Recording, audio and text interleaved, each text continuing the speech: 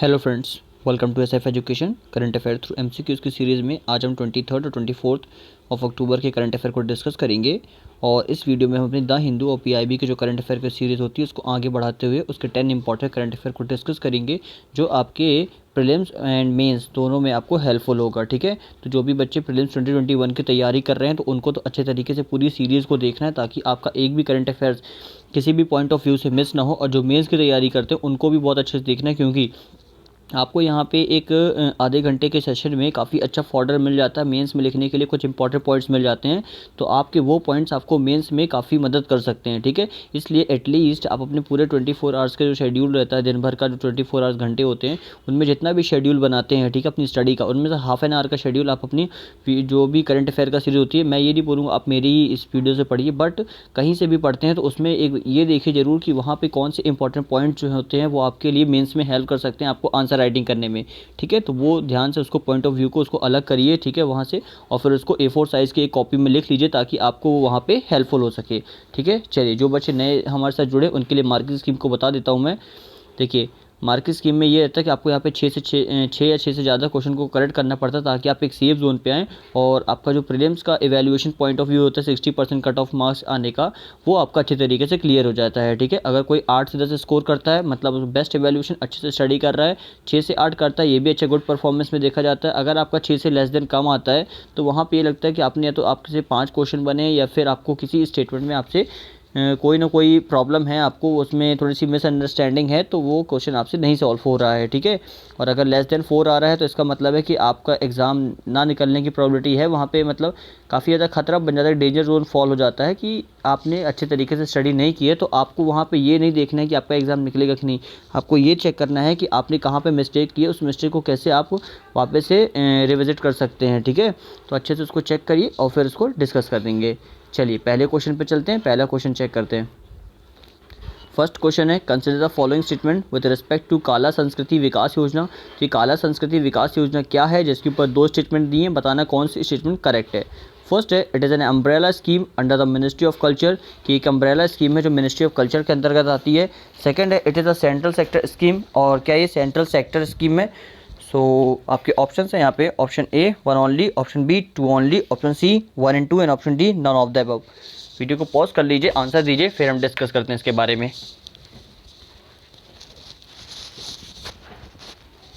चलिए, होपफुली आपने आंसर सोच लिया होगा, देख लेते राइट आंसर क्या है।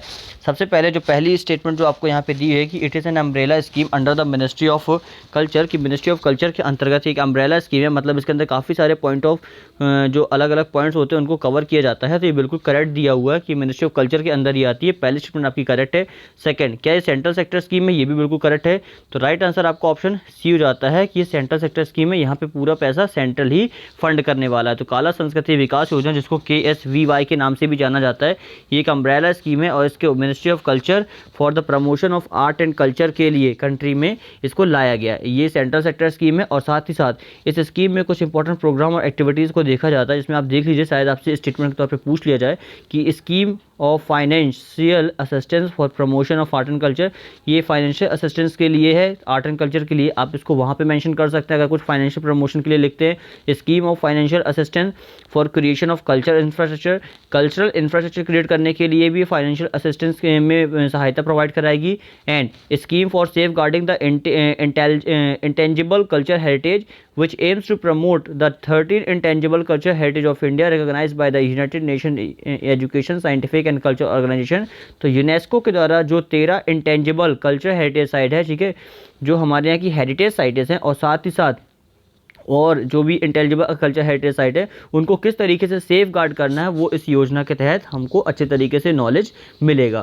तो ये कुछ इंपॉर्टेंट चीज़ें हैं। अगर आपको इससे रिगार्डिंग कहीं पे कुछ आर्ट एंड कल्चर के ऊपर लिखने को आता है तो आप ज़रूर मेंशन करिए ताकि वहाँ पे आपको अच्छे नंबर मिल सकें। ठीक है, नेक्स्ट क्वेश्चन पर चलते हैं, नेक्स्ट क्वेश्चन देखते हैं। नेक्स्ट क्वेश्चन है, the theme for international day for the eradication of poverty 2020 is, कि जो थीम है इरेडिकेशन ऑफ पॉवर्टी 2020, ये इसकी थीम क्या है जो इंटरनेशनल डे अभी रिसेंटली सेलिब्रेट किया गया है, eradication of poverty 2020। Option A, acting together to achieve social and environmental justice for all, कि साथ में मिलकर सभी को सोशल और एनवायरमेंटल जस्टिस लाना है। सेकंड है, टुगेदर वी इरेडिकेट पॉवर्टी, कि साथ में मिलकर हम पॉवर्टी को इरेडिकेट कर सकते हैं, ख़त्म कर सकते हैं।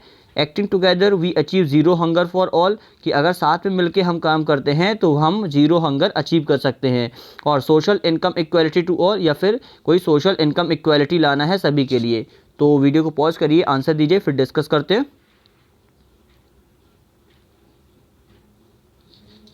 चलिए, होपफुली आपने आंसर सोच लिया होगा। इसका जो राइट आंसर है आपका ऑप्शन ए है कि acting together to achieve social and environmental justice for all, की साथ में मिलकर काम करिए तो आप सोशल एनवायरमेंटल जस्टिस बहुत ही आसानी से पा सकते हैं और अच्छे तरीके से इरेडिकेशन ऑफ पॉवर्टी को अलग कर सकते हैं। ठीक है, तो अभी रिसेंटली 17 अक्टूबर को ऑब्जर्व किया गया है international day for the eradication of poverty.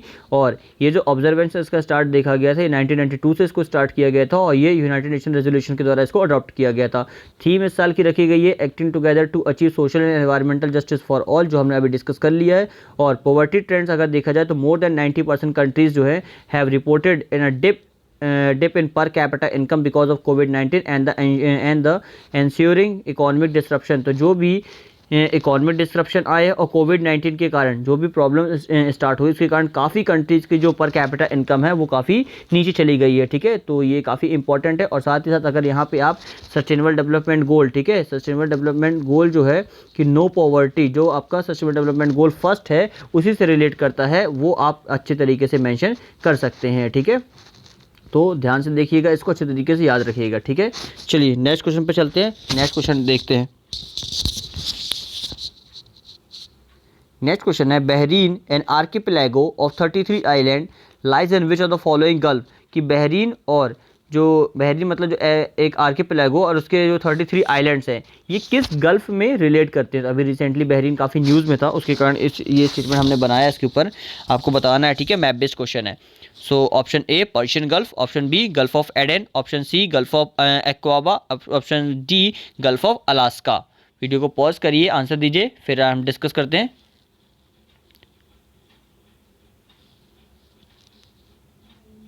चलो, अगर आपने अच्छे तरीके से थोड़ा सा पुरानी न्यूज़ों को कवर करके रखा है तो आपको पता होगा कि बहरीन न्यूज़ में क्यों है, कि इज़राइल और जो आपका बहरीन है इन दोनों के बीच डिप्लोमेटिक रिलेशन काफ़ी अच्छे सुधारने के लिए यूएसए ने काफ़ी हद तक एक यहाँ पे ना दोनों के बीच बिचौलिया का काम किया है। तो इन दोनों को अच्छे तरीके से अपने डिप्लोमेटिक रिलेशन बढ़ा रहे हैं, इसलिए न्यूज़ में था।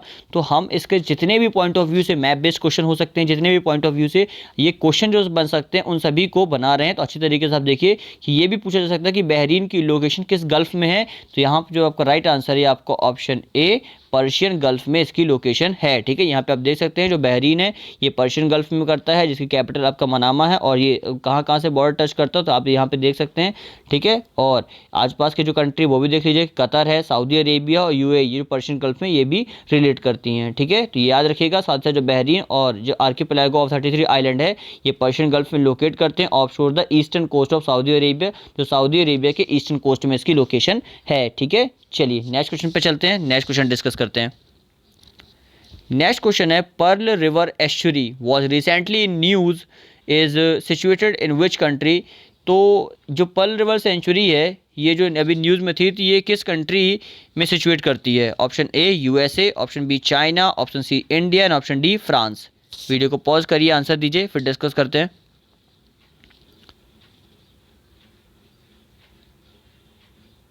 चलो देख लेते हैं राइट आंसर क्या है। देखिए थाईलैंड में जब अभी एक न्यू बिल लाया गया था उसके बाद वहाँ पे काफ़ी ज़्यादा डेमोक्रेसी पे सवाल उठ रहे थे, जिसके कारण क्या हो रहा था कि चाइना ये बोल रहा है कि यहाँ पे 2 कंट्री 1 सिस्टम होना चाहिए, बल्कि जो थाईलैंड कहता है कि नहीं यहाँ पे जो 2 कंट्री है वहाँ पे 2 अलग अलग सिस्टम होना चाहिए। ऐसा नहीं है कि चाइना अपनी जो यहाँ पे जो उसकी सुपरमेसी है वो यहाँ पे हमारे यहाँ आके दिखाएगा। तो जिसके कारण काफ़ी न्यूज़ में था। तो यहाँ पर आपको पर्ल रिवर एस्चुरी के ऊपर क्वेश्चन बन सकता है। तो ये कहाँ सिचुएट करती है, तो ये चाइना के अंदर आता है इसका लोकेशन। तो याद रखिएगा बी आपका राइट आंसर है। कुछ और चीज़ें समझते हैं। जो पर्ल रिवर एस्चुरी है इसमें जो हांगकांग है, ठीक है, आई एम सो सॉरी, ये थाईलैंड नहीं है, ये हांगकांग है। ठीक है, गलती से नाम मिस्टेक हो गया। ठीक है, जो हांगकांग के अंदर अभी जो न्यू बिल लाया गया था, ठीक है, तो उसके कारण ये काफ़ी न्यूज़ में था। तो जो इंक्लूड जो हांगकांग है, जो मकाओ है और जो साथ ही साथ जो मेनलैंड चाइनीज सिटीज़ है जिसमें शेंजियान, गैजुआन and the Dongguan, around 22 million people live in the area. तो इस जो पर्ल रिवर एस्चुरी है यहाँ पे करीब 22 मिलियन पीपल रहते हैं और ये जो सारे एरियाज़ हैं ये क्या है, ये चाइना के ही एरिया में आते हैं।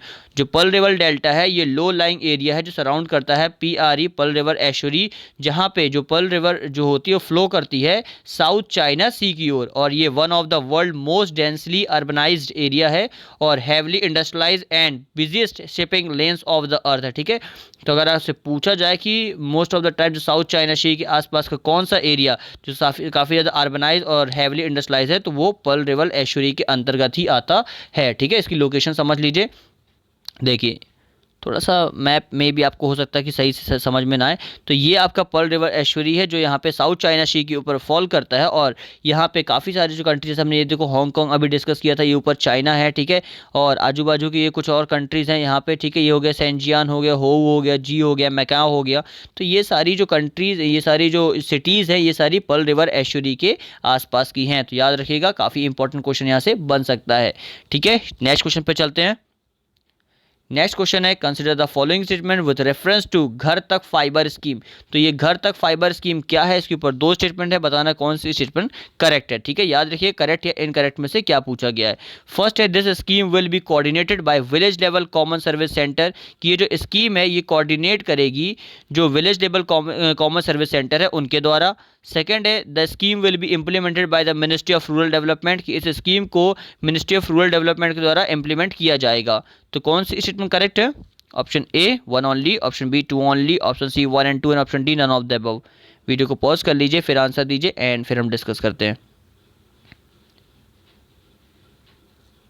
चलो देख लेते हैं राइट आंसर। होपफुली आपने आंसर सोच लिया होगा। देखिए सबसे पहले स्टेटमेंट पे देखते हैं कि जो घर तक फाइबर स्कीम है, ये स्कीम को कोऑर्डिनेट किया जाएगा जो village level common service centre है इनके द्वारा। ये बिल्कुल करेक्ट दिया, तो पहली स्टेटमेंट आपकी करेक्ट है। सेकंड, जो स्कीम है इसको इंप्लीमेंट किया जाएगा मिनिस्ट्री ऑफ रूरल डेवलपमेंट के द्वारा, ये भी बिल्कुल करेक्ट है। राइट आंसर आपका ऑप्शन सी हो जाएगा। Option C will be your right answer. कुछ और चीज़ें समझ लेते हैं। सबसे पहले जो घर तक फाइबर स्कीम है, इसमें जो कनेक्ट किया जाएगा, इसमें 45,995 विलेज ऑफ बिहार और high speed optical fibre internet provide कराया जाएगा 31 मार्च 2021 तक। ठीक है, तो ये इसका कुछ एम है, ये आप याद रखिएगा। पूछा जा सकता है आपसे डेट की, इसकी जो लास्ट डेट है वो कब है, 2021 मार्च तक इसको प्रोवाइड करा दिया जाएगा घर तक फाइबर। और इस स्कीम के अंदर जो बिहार है ये प्रोवाइड करेगा at least 5 fibre to the home, जो FTTH के नाम से जाना जाता है, और जो कनेक्शन है ये पर village at the at least 1 wifi hotspot पर विलेज, की एक वाईफाई हॉटस्पॉट हर विलेज में प्रोवाइड कराया जाएगा, ताकि अच्छे तरीके से जो फाइबर ऑप्टिकल्स की सुविधा है वो सभी को प्रोवाइड कराई जा सके। इस स्कीम को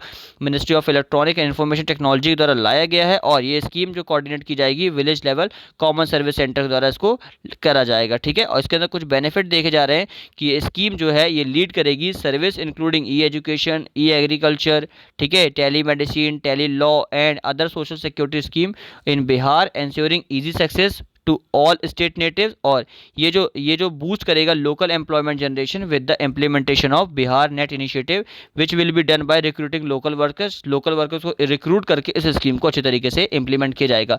यहाँ पे एक मिस्टेक हो गई थोड़ा सा, ठीक है, मेरी गलती है कि यहाँ पे थोड़ी सी अनअंडरस्टैंडेबल के कारण हुआ है। ठीक है, ये मिनिस्ट्री ऑफ रूरल डेवलपमेंट नहीं है, ये मिनिस्ट्री ऑफ प्रोग्राम एंड ये ministry of electronic and programme implementation है, याद रखना। ठीक है, थोड़ा सा मिस्टेक हो गई है, मिनिस्ट्री ऑफ इलेक्ट्रॉनिक है। ठीक है, तो इसका आंसर सी नहीं है, इसका आंसर आपका ऑप्शन बी है। ठीक है, याद रखिएगा, जस्ट अ मिनट। ठीक है, तो आपका जो यहाँ पे राइट आंसर हो जाएगा ये आपका ऑप्शन 1 राइट है, ऑप्शन बी आपका रॉन्ग आंसर है, मतलब option A will be right answer. याद रखना, ministry of electronic and programme implementation इसका करेक्ट आंसर है। ठीक है, इलेक्ट्रॉनिक एंड इन्फॉर्मेशन टेक्नोलॉजी इसको कहते हैं, ministry of electronic and information technology. तो मिनिस्ट्री ऑफ इलेक्ट्रॉनिक इसका करेक्ट आंसर है, यहाँ पे सी नहीं है, यहाँ पे राइट आंसर ऑप्शन ए है। ठीक है, चलिए नेक्स्ट क्वेश्चन पे चलते हैं। नेक्स्ट क्वेश्चन है which of the following country is a landlock country in South America. ठीक है, सॉरी, साउथ अमेरिका में इसमें से कौन सी कंट्री जो लैंडलॉक कंट्री है? सबसे पहले option A Paraguay, option B Peru, option C Brazil और ऑप्शन डी मैक्सिको। वीडियो को पॉज करिए, आंसर दीजिए, फिर डिस्कस करते हैं। चलो होपफुली आपने आंसर सोच लिया होगा। देख लो सबसे पहले, देखो सबसे पहले एलिमिनेशन मेथड में आप देखिए क्या है कि मैक्सिको की अगर लोकेशन आपको पता है कि मैक्सिको कहाँ फॉल करता है, तो आपको ये पता होगा कि ये साउथ अमेरिका कॉन्टिनेंट में नहीं आता है, तो मैक्सिको तो इसका आंसर हो सकता है। तो अब आपके बचे केवल 3 ऑप्शन, ठीक है, इन्हीं 3 में से आपको एक को लाना है, ठीक है। तो जो राइट आंसर आपका ये ऑप्शन ए पराग्वे है, जो Paraguay will be the right answer, जो साउथ अमेरिका के अंदर फॉल करता है। यहाँ पे हम इसको लोकेशन भी देख सकते हैं, जो Paraguay and Bolivia, only 2 landlock countries in South America, ठीक है। अगर आप यहाँ पे देखोगे तो ये देखो ये पेरू है, जो साइड में यहाँ पे हमारा पर्शियन जो पैसिफिक ओशियन है वहाँ से बॉर्डर शेयर करता है, ये यहाँ पे अटलांटिक ओशियन से बॉर्डर शेयर करता है, ठीक है। चिली भी बाहर है, ये बोलीविया हो गया और ये पैराग्वे हो गया। ये 2 ही कंट्री ऐसी हैं जो केवल लैंड लॉक कंट्रीज में आती हैं, तो राइट आंसर आपका ऑप्शन ए हो जाता है, ठीक है। चलिए नेक्स्ट क्वेश्चन पे चलते हैं, नेक्स्ट क्वेश्चन डिस्कस करते हैं। नेक्स्ट क्वेश्चन है which of the following statement is not correct with respect to Taiwan. अब ताइवान अभी रिसेंटली काफी ज्यादा न्यूज में था, तो आपको बताना है इसके रिगार्डिंग कौन सी स्टेटमेंट करेक्ट नहीं है। ध्यान से देखिएगा क्या पूछा है, करेक्ट नहीं है, ठीक है। फर्स्ट है it lies south to the Philippines, कि ये साउथ में फिलीपींस के लाई करता है। और second tropic of cancer passes through Taiwan, जो ट्रॉपिक ऑफ कैंसर है ये ताइवान से पास होकर जाती है। Option C it is the Asia's 5th largest economy, ये एशिया की 5वीं लार्जेस्ट इकोनॉमी है। And option D it is the most populous state that is not a member of the United Nation, कि ये काफी पॉपुलस स्टेट है and जो अभी तक यूनाइटेड नेशन का मेंबर नहीं है। तो कौन सी स्टेटमेंट करेक्ट है, ठीक है, करेक्ट नहीं है, ये पूछा, याद रखना करेक्ट नहीं है, ठीक है। वीडियो को पॉज करके आंसर दीजिए, फिर डिस्कस करते हैं।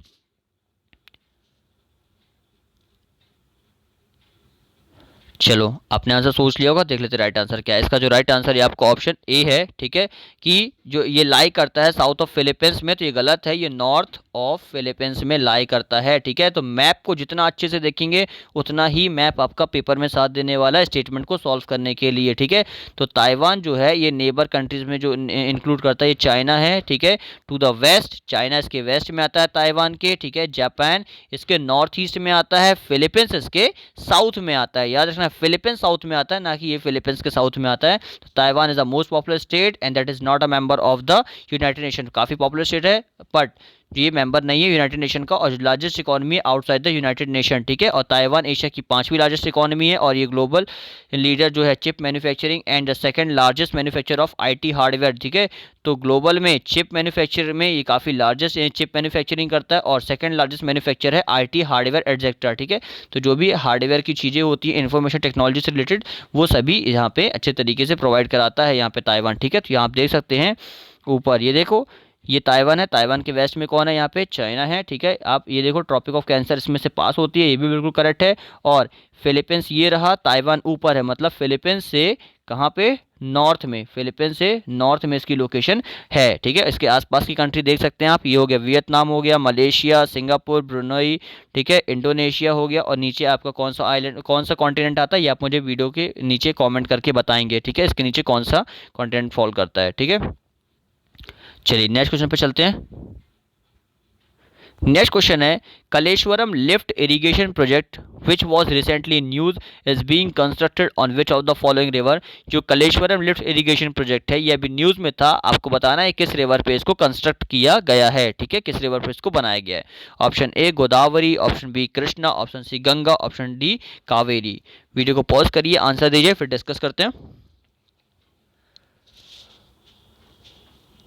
चलो देख लेते राइट आंसर क्या है। इसका जो राइट आंसर है ये आपका ऑप्शन ए, ठीक है, गोदावरी रिवर के ऊपर कलेश्वरम लिफ्ट इरिगेशन प्रोजेक्ट को रखा गया है। ये एक मल्टीपर्पस इरिगेशन प्रोजेक्ट है, और ये गोदावरी रिवर कलेश्वरम भोपालपल्ली तेलंगाना इनिशिएटिव के द्वारा, तो तेलंगाना गवर्नमेंट के द्वारा इसको लिया गया है, और ये इनिशिएट किया था 2016 में। और ये प्रोजेक्ट जो स्टार्ट किया गया था at the confluence point of Pranhita river and the Godavari river. तो इन दोनों का जो कन्फ्लुएंस पॉइंट है, मतलब ये रिवर जहाँ पे आके मिल जाती है, वहाँ पे इस रिवर को, इस प्रोजेक्ट को स्टार्ट किया गया था। ओरिजिनली इसको इसको बोला जाता था डॉक्टर BR अम्बेडकर प्राणहिता चेवला सुजाला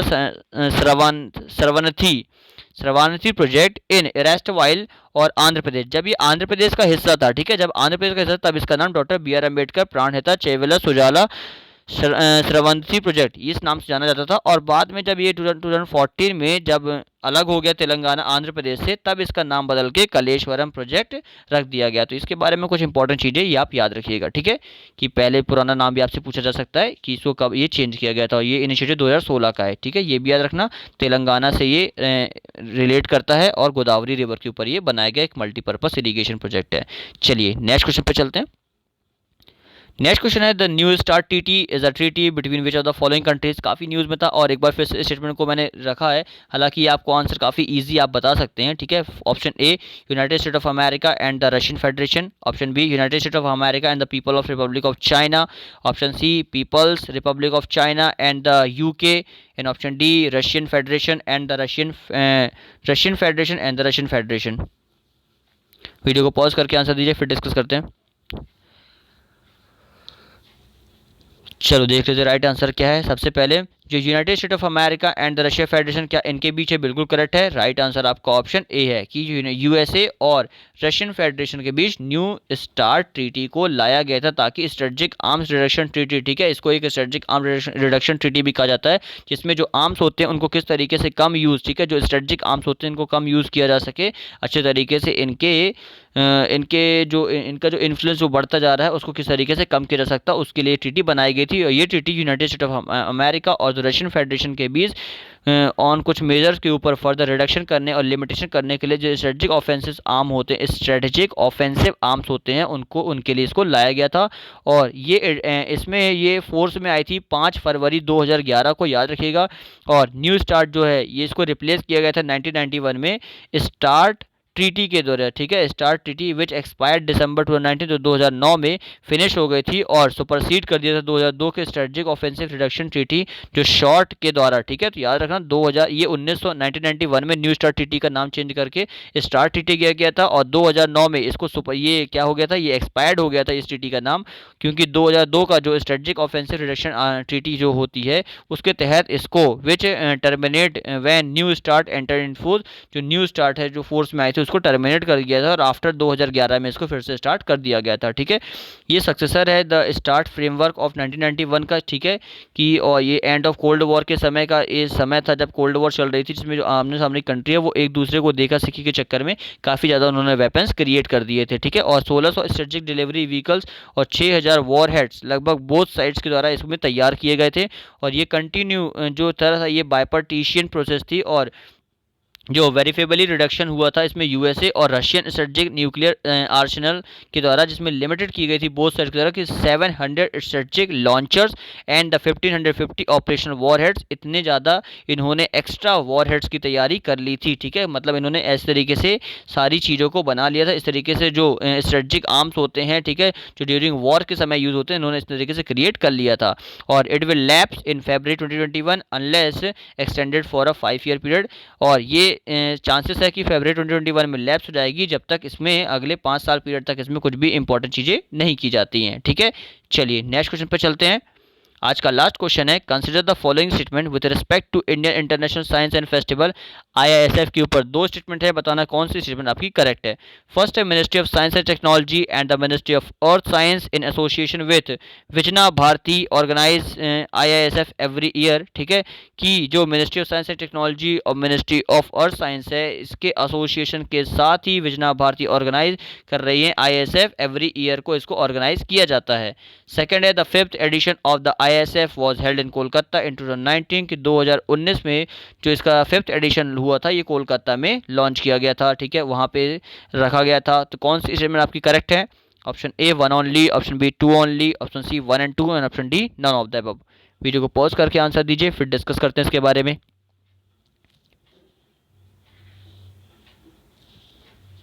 चलिए आई होप आपने आंसर सोच लिया होगा। जो IISF है जिसको इंटरनेशनल साइंस फेस्टिवल कहा जाता है, ठीक है, इंडिया इंटरनेशनल साइंस फेस्टिवल, ये मिनिस्ट्री ऑफ साइंस और technology and ministry of earth science के द्वारा ही हर साल इसको सेलिब्रेट किया जाता है। ये बहुत इंपॉर्टेंट है, ठीक है, याद रखना। और विजना भारती जिसको विभा कहा जाता है, ठीक है, उसके नाम से ही इसको चालू रखा गया है। और इसका जो 5th एडिशन है ये कोलकाता 2019 में रखा गया था। तो राइट आंसर आपका ऑप्शन सी है। कुछ और चीज़ें समझते हैं इसके बारे में। इसको 2015 में लॉन्च किया गया था, जिसमें प्रमोट किया गया था science and technology and demonstrate करने के लिए कि किस तरीके से साइंस है वो लीड कर सकता है इंडिया को जो डेवलप नेशन बनने के लिए शॉर्ट स्पान ऑफ टाइम, कम समय में, ठीक है। और जो 6th एडिशन था इसका इंडिया इंटरनेशनल साइंस फेस्टिवल का, ये हेल्ड हुआ है वर्चुअली इन 2020 में, इसलिए न्यूज़ में था। और इसका जो 5th एडिशन था ये कोलकाता 2019 में हेल्ड हुआ था, ठीक है। तो ये भी याद रखना कि अभी रिसेंटली 2020 का एडिशन ये हेल्ड हुआ, इसलिए न्यूज़ में था। और इसका एम यही है कि इंगेज करना public with science and celebrate करना जॉय ऑफ साइंस को, ठीक है, ताकि शो किया जा सके अच्छे तरीके से साइंस, टेक्नोलॉजी, इंजीनियरिंग और मैथमेटिक्स, जिसको स्टेम कहा जाता है, ताकि अच्छे तरीके से जो भी इंपॉर्टेंट जो नॉलेज है, ठीक है, according to science to the students, वो अच्छे तरीके से उन्हें प्रोवाइड होता रहे। Ministry of science technology and ministry of earth science ने एसोसिएशन विथ विजना भारती के साथ इसको हर साल ऑर्गेनाइज करती है, ठीक है। और जो CSIR है ये फंड की जा रही है इसमें, ministry of science and technology. CSIR is funded by the ministry of science and technology. तो मिनिस्ट्री ऑफ साइंस टेक्नोलॉजी के द्वारा CSIR को भी फंड किया जाता है, ठीक है। तो ये इंपॉर्टेंट चीज़ें हैं कुछ, इसको याद रखिएगा, बहुत इंपॉर्टेंट क्वेश्चन था, पेपर में बनने के चांसेस काफ़ी ज़्यादा हैं, ठीक है। तो फ्रेंड्स ये थे आज के 10 इंपॉर्टेंट करंट अफेयर्स। जितना भी स्कोर आया हो उसको कमेंट बॉक्स में लिख दीजिएगा, और अगर वीडियो आपको पसंद आया हो तो प्लीज़ वीडियो को लाइक करके चैनल को सब्सक्राइब जरूर करिएगा, ताकि आपको इस तरीके की इंपॉर्टेंट और जो लेटेस्ट अपडेट्स हो वो आपकी मिस ना हो, आपका नोटिफिकेशन आपको अच्छे तरीके से मिल सके, ठीक है। तो thank you for watching, have a good day.